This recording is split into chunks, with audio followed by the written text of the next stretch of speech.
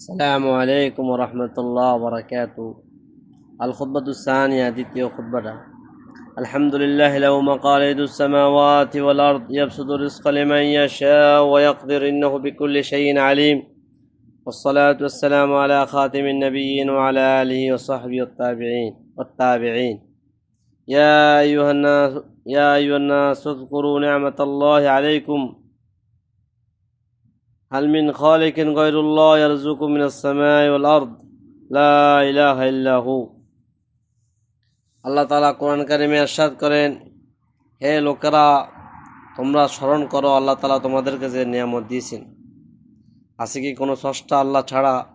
তোমাদেরকে রিজিক দিবে আসমান থেকে এবং জমিন থেকে, না তিনি ছাড়া কোনো মাহবুদ নেই। নাশকুরু সুবহানাহু ওয়া আলা কুল্লি নিয়ামাতিন আনআমাহা বিহা আলাইনা। আমরা আল্লাহ তাআলার প্রতিটা নিয়ামতের শুকরিয়া আদায় করি। আল্লাহ তাআলা যে আমাদেরকে যে নিয়ামত দিয়েছেন, আল্লাহ তাআলা বলছেন, ওয়াইজ তাআযানা রাব্বুকুম লাইন শাকারতুম লাযীদান্নাকুম। আল্লাহ তাআলা এই ঘোষণা দিয়ে দিয়েছেন, যদি তোমরা আমার নিয়ামতের শুকরিয়া আদায় করো, আমি অবশ্যই তোমাদের রিজিক বৃদ্ধি করে দিব। সুবহানাল্লাহ, সুবহানাল্লাহ। ফাইন্না শুকরা নিয়ামাতি ইয়াজিদুর রিজক। কেননা নিয়ামতের শুকরিয়া আদায় করা এটা আল্লাহ তাআলার রিজিক বৃদ্ধি হওয়ার কারণ। সুতরাং যে চায় তার রিজিক বৃদ্ধি হোক, ফালিয়াজতাহিদ ফিস সাই, যে চেষ্টা চালিয়ে যেতে হবে হালাল পন্থায়। আল্লাহ তাআলা জমিনকে ফরস্ত করে দিয়েছেন, তোমরা জমিনে ছড়িয়ে পড়ো এবং হালাল রিজিক অন্বেষণ করো। আল্লাহ তাআলা বলছেন, কুলু মিন তাইয়্যিবাতি মা রাযাকনাকুম। আমি তোমাদেরকে যে নিয়ামত দিয়েছি, তোমরা ওই নিয়ামত রিজিক থেকে তোমরা উত্তমটা খাবার খাও, উত্তমটা খাও। হযরত ঈসা আলাইহিস সালাতু ওয়াস সালাম আল্লাহ তাআলার নিকট দোয়া করতেন, ওয়ারযুকনা ওয়া আনতা খায়রুর রাযিকিন। আল্লাহ, আপনি আমাদেরকে রিজিক দেন, কারণ আপনি উত্তম রিজিক দেনওয়ালা। হে আল্লাহর বান্দারা, আল্লাহ তাআলার নিকট রিজিক চান। ওয়াবুদু ওয়াশকুরু লাহ, আল্লাহর ইবাদত করেন, আল্লাহ তাআলার শুকর আদায় করেন। ইলাইহি তুরজাউন, কারণ আল্লাহ তাআলার দিকেই তোমরা প্রত্যাবর্তন করবে। হাদিসে আছে, হালাল রিজিক অন্বেষণ করা, ফাইন্না তালাবা কাসবাল হালালি ফরিজাতুন বাদাল ফরিজা। হালাল রিজিক অন্বেষণ করা এটাও আল্লাহ তাআলা ফরজ আদায় করার পরে।